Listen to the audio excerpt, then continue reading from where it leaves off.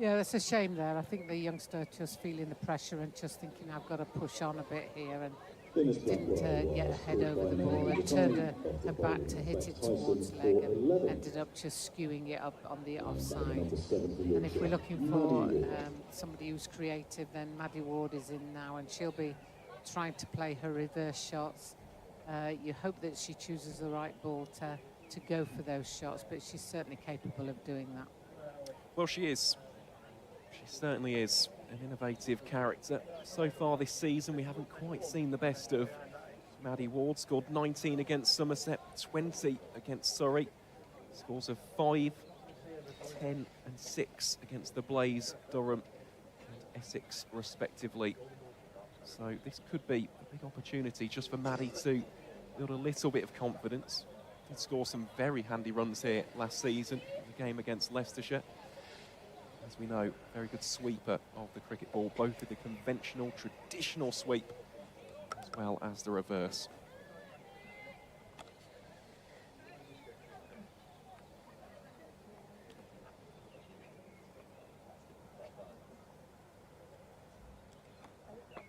Straight away, goes for the sweep, directs that very nicely indeed. The spin may take it to the boundary. Instead, picked up, scooped up with the right hand by Daisy Gibb.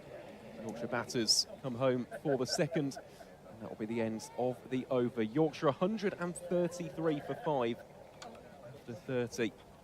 White Rose require 80 for the remaining 8, and may not be the best mathematician in the world, but even I can tell that is 10 runs and over. Yes.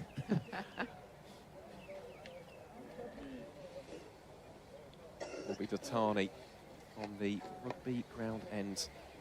Datani so far really has been brilliant from this side of the ground. Let's not forget that her first over of the game from the City end went for 10. Her next 3 have produced 1 wicket for 8 runs. So certainly has been a good change from both the bowler and of course the captain. Conversation that herself and Georgia Adams had a little bit earlier on. It's most definitely had the impact that Hampshire craved. 5-4 field here in favour of the offside. Many fielders, 25-yard circle. Datani is up first to Stair Callis. Starts off with a dot ball. You can almost see that Stair Callis is almost trying too hard, and that probably seems a bit strange, but she's just not flowing. She's just she's trying to put the bat to the ball instead of letting it swing through and just connect and time it well.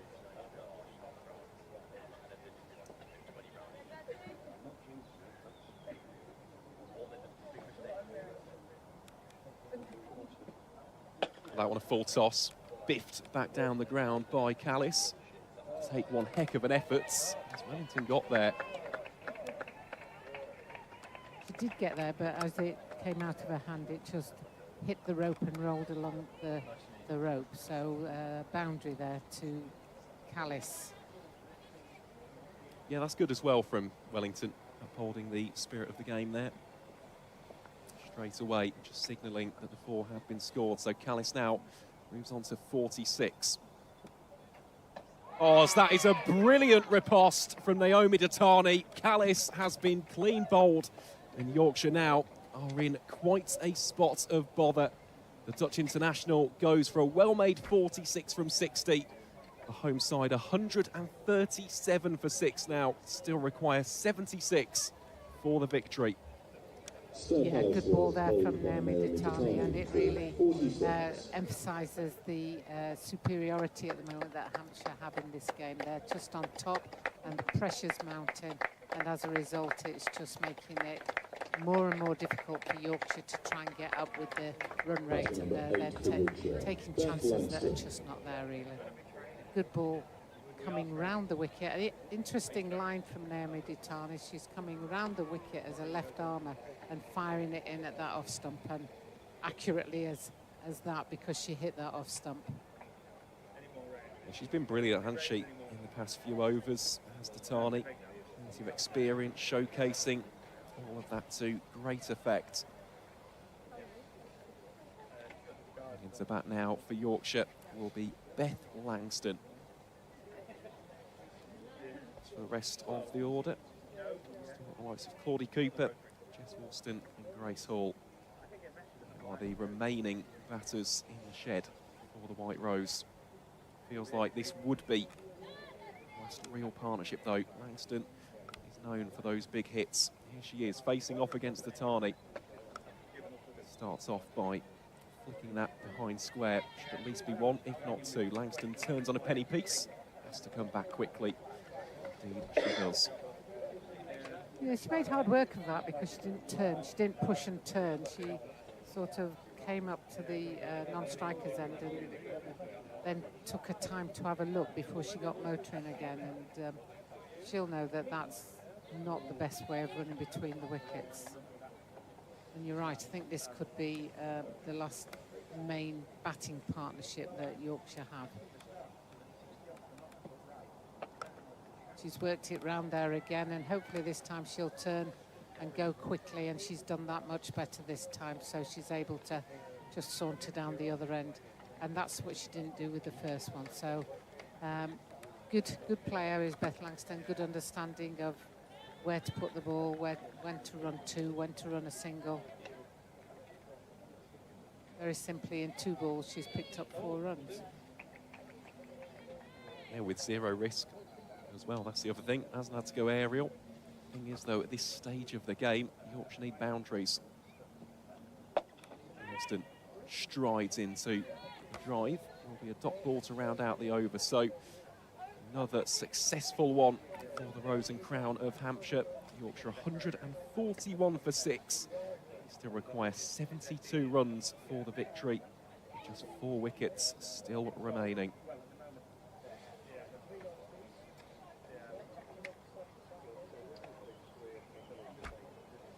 Just looking here, it will be Bex Tyson. Wants to bowl yet again from the City end. We've got a good variety of bowlers, have Hampshire, with the left arm seam, left arm spin, right arm leg spin, right arm seam, right arm off spin. You know, they've got everything that you would want in a balanced side, and used it to good effect. You know, the experience of somebody like Georgie Adams knows how to manoeuvre her troops, knows where to place the field, and she's done it very well today. Yeah, she has. Such an invaluable quality that the all-rounder possesses. That is astute leadership. That one, plenty of flight. Ward tries to biff it down the ground. And guess who's there with the catch? It's Georgia Adams. Takes it comfortably at mid-on. And Maddie Ward has to depart for 2 runs. Yorkshire, well, it's going to be very, very difficult from this situation. The White Rose 141 for 7. As for Bex Tyson, she continues to impress immensely with the ball in hand. Yeah, disappointed for Maddie there, because she didn't give herself chance and just tried to go down the ground, but had not really seen much of Tyson yet, and just didn't quite get there or middle it. And as a result, it went straight to Georgie Adams at mid-on. So replacing her at the crease is Claudie Cooper. Go from one orange pair of shoes to the other orange pair of shoes. In my day, you all had to wear white. It had to be clean white. Mind you, you also had white pads and white clothing, so, you know, it's quite nice to see the colours. The 2 in orange shoes, Claudie Cooper and Maddie Ward. Maddie Ward just out and Claudie Cooper in. Cooper, more of a bowler, of course, compared to a batter. Someone who can definitely pick those gaps, though. In terms of strike rotation, certainly do a good job in that capacity. Yeah. When it comes to power hitting, that's where it might be a little bit more dangerous. Looks to sweep that one around the corner. Wellington cuts off the scoring avenue. Yeah, and that was a good shot, and that's why I was talking about Georgie Adams and field placings, because a good shot, but he went literally straight to Amanda Jade Wellington at fine leg, a short fine leg. That one is aerial swept. It may have found the gap. Chase on here for Daisy Gibb.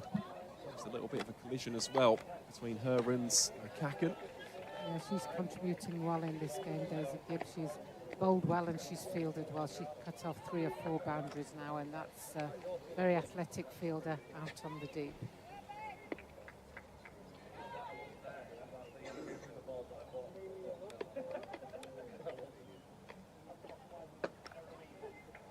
Halved away through point by Cooper for 1. Yeah, nice shot. For a number 9 batter, that's 2 good shots. Well, 3 good shots. The sweep round to fine leg, then the one out to deep mid-wicket, and then the back foot shot through into the covers. That's all you can ask for with your number 9. Langston now, split second thought about going for the aggressive option instead. Guides it on the deck towards McCacken for 1. Well, that's the thing with Claudie Cooper. She can bat. It's just a case of boundaries towards the ends of the innings, but that isn't her role within the side. I think it would be a miss of the home side to really expect that from her every single game. But in terms of strike rotation, in terms of just hitting those 1s and 2s, this again looks to tickle that one fine. And a good run from Beth Langston, who was ready for that one and just backed up well and took the single. That'll be a leg by then to finish the over. After 32, Yorkshire 146 for 7. We'll have a quick change here as well in the commentary box. We shall bid a fond farewell to Dr. Jane Powell for the time being. And on in her place will be Michael McCann.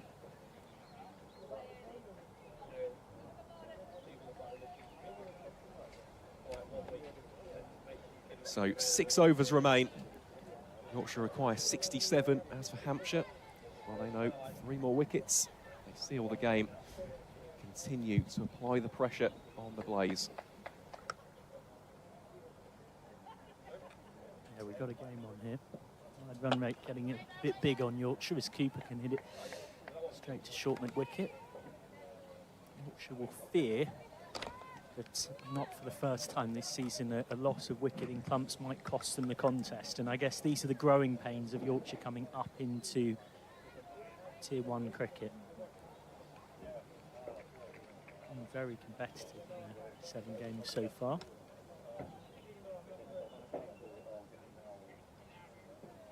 Tommy this time bangs it in. People will get 1, but Yorkshire needs so much more than singles at this point. Tani, the experienced campaigner's experienced campaigner. Someone that has so much to offer. It's quite astonishing to think she's 32. I really had to double check that. She's been a vet, studied sports science at Loughborough Uni. Come right through all these different eras of women's cricket, as is Langston, who she's bowling to. Langston will want to here. Well, I was going to say probably got to come back given the situation, but actually looking at the throw, it would have been a definite run out. Tani playing for Surrey Stars 2016, KSL Western Storm 2018, Sunrisers 2020 to 22, Thunder 23 and 24, who were effectively kind of Lancashire. And then Hampshire last season, but she had the loan move to home county of Middlesex for a few games when trying to get fitness back. Banged in, absolutely crashed away. Fielded out there. Hampshire's ground fielding has been excellent. Yeah, it has from start to finish. Really has been a calling card really for the visitors today. Also spoke about the Blaze there. We have had the first results here on Wednesday. The Blaze have beaten Somerset by 6 wickets down in Devon, Exmouth Cricket Club. The stage sets for that game. So the Blaze continue their fine form. Hard down the ground and wide of mid-on, and will, despite the slow bobbly outfield, almost go for 4, but Wellington does the fielding. It's another one that's held up slightly on the result conditions. You sidestep the Blazer blazing sort of pun. Come on, Aaron, it's obvious. The top of the league. They've just won to go 6 from 7. Full and clear. Hampshire need a win here to try and keep up with them. Of course, bonus points also a factor. 4 points for a win, 2 points for a no result or a tie, nothing for a loss, and you get an extra point for your winning. Your net run rate is 1.25 times better than your opponents. It's flipped round the corner. Will be more runs. It might be 4 of them. It is 4 of them. Gorgeous shot from Langston. That's a decent over for Yorkshire. It goes for 9. It's still quite not actually enough of what they need, but it's something. It is, but this is the problem now, isn't it? The fact is, it's not a case of one boundary needing 2 or 3 every single over from this point onwards. Also, speaking of, well, sides who desperately need wins, let's go to Southport and Birkdale Cricket Club, where Warwickshire are 183 for 6 after 35 overs against Lancashire. Ooh. So the Bears need 44 runs off 42 deliveries with 4 wickets remaining. That one going down to the wire. Yeah, and whoever wins that could potentially go above the clutch of teams, could go above Somerset, Essex and Yorkshire in a very tightly packed middle part of the table. We're quite well in between change of overs soon, give you a look at that table. Sweeping, and sweeping pretty well is Cooper. One out to deep backward square. At the start of the day, Somerset were 4th, but you could split Somerset in 4th, Essex in 5th, Yorkshire 6th, Lancashire 7th, and Warwickshire in 8th, and Durham in 9th by just 3 points, those 6 teams. Albeit some had played more games than others. So all of them were split by less than a win. That's taken away by Langston. Going to come back for 2. It's good, hard running. Well, she's actually run out. Well, it always looked like the danger was going to be Langston at the keeper's end, but it's Cooper who's ended up getting run out at the bowler's end, coming back for the second. 157 for 8. It's a really good throw, and Cooper just ends up a yard or so short. So it's very neat work from Hampshire in the field. 157 for 8 then, and Yorkshire have lost another one. They have, and on that occasion, I think it was just the hesitation from Cooper at the striker's ends. You can just see she was looking back to Langston, wondering if they wanted to take the second. You'll see it here, there. Yeah. That's the indecision, and that in the end has cost Yorkshire the 8th wicket. So, she said, a smart piece of fielding to get the run out in the first place. As for Yorkshire now, well, trying to get beyond the White Rose. As we just see the table there, it's incredibly close, isn't it? Yeah, that group from 4th down to 9th. Now, this is before any confirmed result from today, so that doesn't include the fact that Somerset have just lost against Blaze. So Somerset now have 3 wins and 4 defeats, and that means that if any of Yorkshire, Essex, Lancashire, Warwickshire or Durham were to win today, they'd go above the West Country outfit in that table. And Blaze have extended their lead at the top, but Hampshire will hope to rein them back in. That's a dot to start the new over. Southby's caught that right on the end of the fingers and is ringing that like it hurts.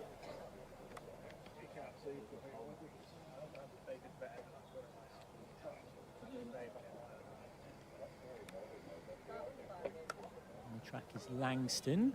Headed straight to point. Direct hit looks very close to me. I was going to say direct hit, I think, is out. We're absolutely not in line here. We're at deep backward square. But that must have been very tight indeed. Umpire Gareth Cross says that Langston had just about made her ground. Grace Hall to face up for the first time in a competitive senior game for Yorkshire in more than a year since her shoulder injury. And she's skying that up and just short of Wellington. Gets off the mark in the most fortuitous of circumstances. Yorkshire slightly riding their luck in this over, I might say. I'm saying as well, I don't think the Blaze got the bonus point in that game against Somerset because they didn't complete the chase until almost the 40th over. That's hit hard down the ground. That's a lovely straight and true shot. One of the shots of the day from Beth Langston. Very capable batter and shows it there. So it's a boundary to end the over. 163 for 8 with 4 left. Even so, I think Bex Tyson has bowled really well today. Finishes with 2 for 41 from her 8 overs and got those wickets at a crucial time in the game. So I think she can be very pleased with her day's work here at Clifton Park. Yorkshire 163 for 8, quiet 50 in the remaining 4 overs. Time for heroes, hey? Here you go, Grace Hall. You spent a year out with your shoulder op, shoulder rehab. You're back playing. You're a bowler by trade. Do you fancy chasing 50 to win off the last 4, Grace? She'll give it a good go. And this is the ground that means so much to her. She grew up just a few minutes' drive away from here. I know when she got a couple of wickets here last season against Leicestershire, she said that it was one of her most special days as a professional cricketer. She's facing Georgia Adams, back after a month out with a quadricep injury. Someone who is ice cool under the pressure with her very straight wicket-to-wicket off-spin. Giving that a right good thump for 1. Solidly fielded by McCack, and they're going to come back for 2, and it's good running, and it's got to be in this situation. Well, it does, but by my maths, even running 2 every single ball will get Yorkshire just short. Yep, your 2 times table's working well. Right? Love that. That's a relief. Off the outside edge. There's nobody behind square on the offside, so this could be 2 more. 2 more from... 2 a ball from here, and they finish 1 run short. That'd be a hell of a game. Just on the note of that game between Lancashire and Somerset and Blaze, I think, actually, having thought about it, they have got the bonus point. Just. I think their run rate is just about good enough. Might need to double check that. As Adams is beating the bat of Hall. Because you've got to be 1.25 better than your opponents, and they've done it with 10.5 overs to spare. Now, sort of doubting my math. Is right in that kind of border. Anyway, Blaze have got 4 points or 5. That one should be 2 here. Indeed, it will be. Just looking at that scorecard as well between the Blaze and Somerset. Tammy Beaumont, 99 not out. Yeah, you can't beat a bit of class, and I'm sure there's a bit of Tammy Beaumont that wants to prove a little point with that England World Cup squad.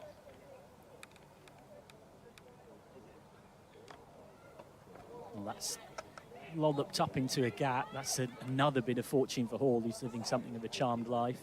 Hampshire won't mind this too much, though, in the sense that that required run rate is getting big on them.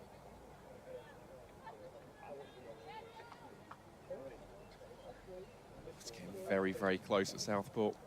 Warwickshire now need 35 off 32. That one whisked away, square of the wicket by Beth Langston for 1. Yeah, she's unfortunate in the situation she's come into here, but Beth Langston's actually batted very, very nicely for her 19-12. She's got some classy shots in here. Yorkshire will fear it's too little, too late, though. 171 for 8 then, with 3 overs left in the contest. From the city end, the manager Yorkshire do something remarkable, just about hanging on to the coattails of this run chase. Well, it would be something very special, wouldn't it? Exactly 14 runs and over. The 2 times table's on point, so too is the 14s. Or the 3s, depending on perspective. Exactly. Amanda J. Wellington is back.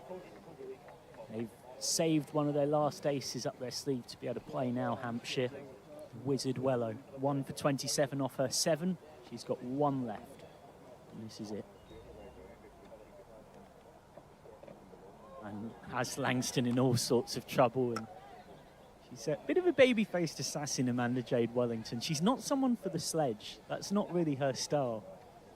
She just lets the ball do the talking. She's got a real aura about her, though. That's just helped around the corner by Langston for 1. They are going to eventually come back for 2. And it's tight. And it's not out, but umpire Juliet Jarvis decided that was just the moment to go for a scratch of the nose, which only added to the drama. Well, some of you might have seen this. It actually happened in a Somerset game involving JV Overton not too many days ago, and this wasn't entirely dissimilar, and I think Southby's having a good laugh about it as the wicketkeeper. We certainly are here, as is a few people from the coaching teams of both sides around us. It's quite the time for umpire Jarvis to decide that the nose needed a good scratch. Oh dear. Here's Langston. Inside out, and that's misfielded by Datani in the covers. They are going to come back for 2 again. And they are going to get the 2 thanks to the desperate dive of Hall.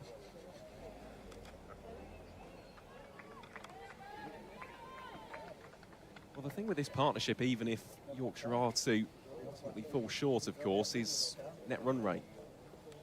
course. Given how tight it is in the one-day cup, as that one just evades Southby. Runs down towards the rugby ground. Should be 2 here, indeed it will be. Grace Hall actually thinks about coming back for a 3rd, but I don't think it was ever on. 2 by signal by Gareth Cross, the standing umpire. Every single one of these runs could be gold dust later on in the campaign.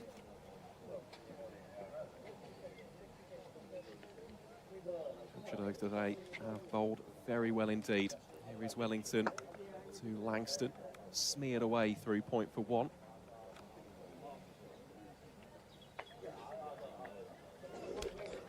Heading into the season, it was one of the big questions surrounding the Rose and Crown. How would they favour, or fare, I should say, without the Big England internationals? So far today, they've fared incredibly well indeed. This time advances, plays that one through mid-wicket for the single. End of the over. Yorkshire 179 for 8.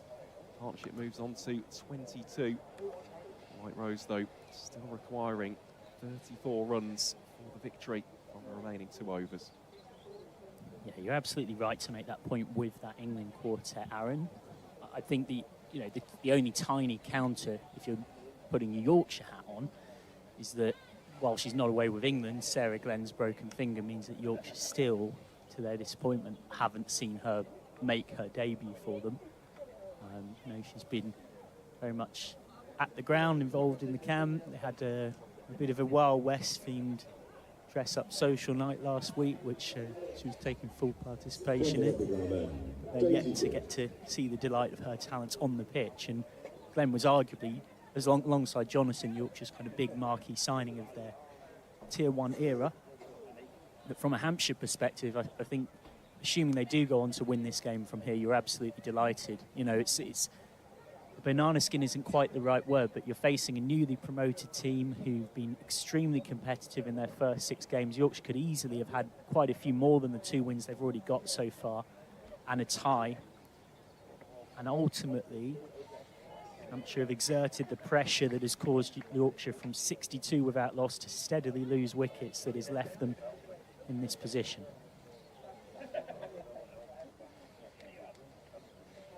Daisy Gibb, young seamer, who's bowled magnificently. She deserves a wicket. She hasn't got one yet. Maybe this is her time. And she gets a dot ball, which is almost equally precious at this point.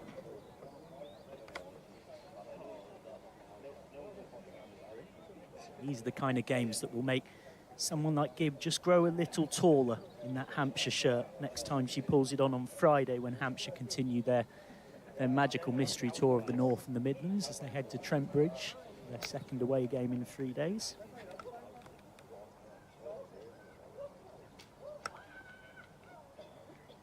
Just losing a line there. Yeah, that's going to be a great game, isn't it, on Friday? Battle of what's appearing to be first versus second. Some incredibly well-balanced sides as well. Yeah, plenty of time for it to be changed, but right now they're sort of streaking clear at the top of the table, particularly with both of those 2 winning today and then this big pack forming underneath them.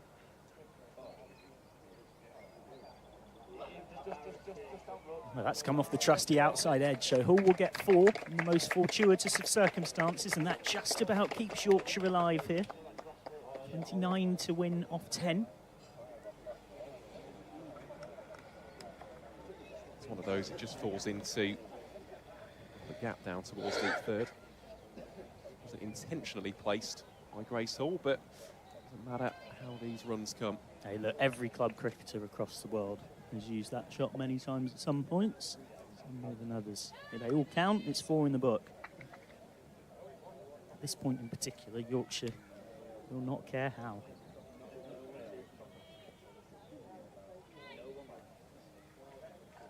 And Hall keep the dream alive. The first professional innings of the season. She's looking very good. She's got at least 1 out to deep cover. She's going to take on the 2nd and has managed to make it back. 27 to win off 9. Yeah, just needed a slightly better throw there towards Southby. Keeper, full stretch, or just did enough to make her ground. One thing that has been a bit of an unfortunate theme of the season for Yorkshire, I mentioned it before, those collapses: 6 for 69 against Somerset, 8 for 70 against Surrey, 6 for 45 against Lancashire, 6 for 62 against Durham before that last wicket partnership recovered them to get a tie, 6 for 56 in the defeat against Essex. Well, credit to Hall and Langston, because they've said not on our watch.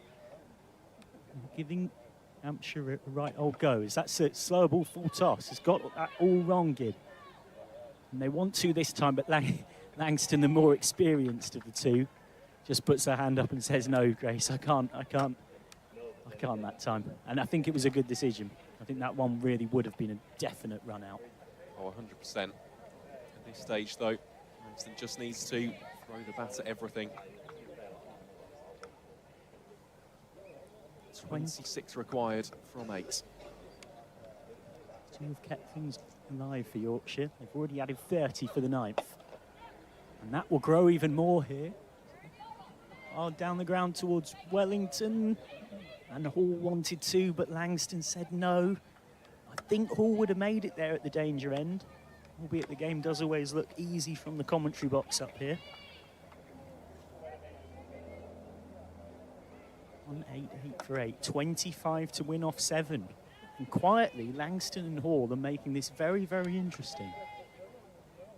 A few of the Hampshire hierarchy away to my right who were sweating a little more than they were 15 minutes ago.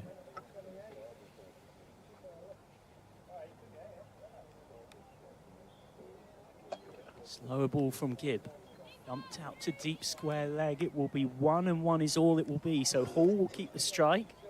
It's a very good over for Yorkshire. I mean, of course, in a literal sense, they need even more. But 10 off the over at least keeps them just about in the contest going to the last. They'd have loved another boundary just to pull it a little closer. It's 24 to win from 6 deliveries. And who are you going to call in a situation like that? Ghostbusters aren't available. You've beat me to it. You're going to call Georgia Adams. Give me some stump to stump. I know it might not turn a million miles, but it doesn't need to. Bowl to your field.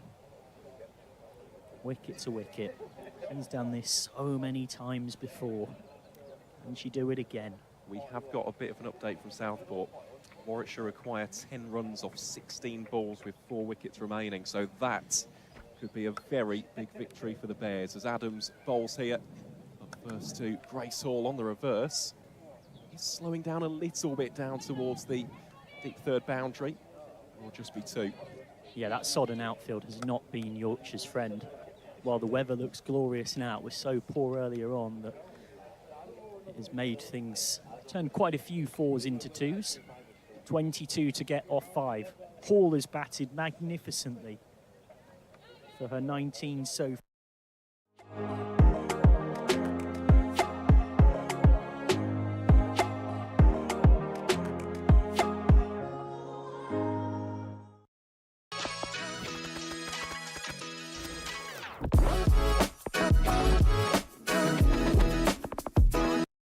It's just steadily slipping away from Yorkshire.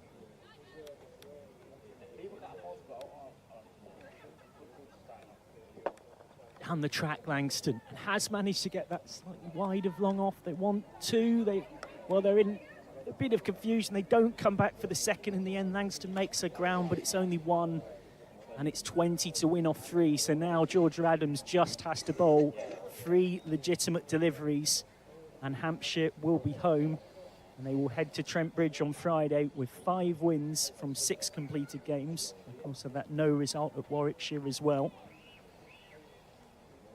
Just has to keep her composure. Makes room. Straight to short, fine leg, though. Throw was a little bit errant from Tyson, but backing up is fine. 19 to win from 2. Bar something pretty astonishing. Hampshire have seen this one out. On track comes Langston. Moves this straight to Deep mid-wicket. They are going to come back for 2, and they make it home. So it's 17 to win from the last. I think it's worth saying, no matter what happens off this last ball, a massive credit goes to Hampshire for how well they fought back from Yorkshire being 62 without loss, but also to this pair who've put on an unbroken stand of 39 for the last wicket. So here is the last ball, and it is a legitimate delivery. Langston has managed to make her ground. Southby looks frustrated she hasn't got the stumping. And it is ultimately the end of the game. It's 196 for 8 that Yorkshire finish on. Southby looks frustrated that she hasn't got the stumping, but it is given as not out. Hampshire take the points. They stay on Blaze's toes in second in the Metrobank One Day Cup. They've played 7, they've won 5. 1 loss, 1 no result. Disappointment for Yorkshire, 2 wins and a tie from 7 for them now. A really intriguing game of cricket, Aaron Vars, but ultimately Hampshire just turned the screw at the right moments, and it's why they've taken victory. They did. It was that collapse, wasn't it? From 62 for none to 86 for 3. Just almost buckled the knees of Yorkshire today, but has been a really, really good day of cricket. Thankful that the weather did not play spoil sport, and look, Hampshire, the worthy victors. So Yorkshire will look to bounce back on Saturday, the 16th of May against Warwickshire. A reminder as well, it is County Cricket Day, so there is not any charge on the ticket admission. It is free entry to North Marine Road, so if you're in the area on Saturday, please do join us. But yeah, as for today, Hampshire continue in their fine form. Yorkshire need a result on the weekend.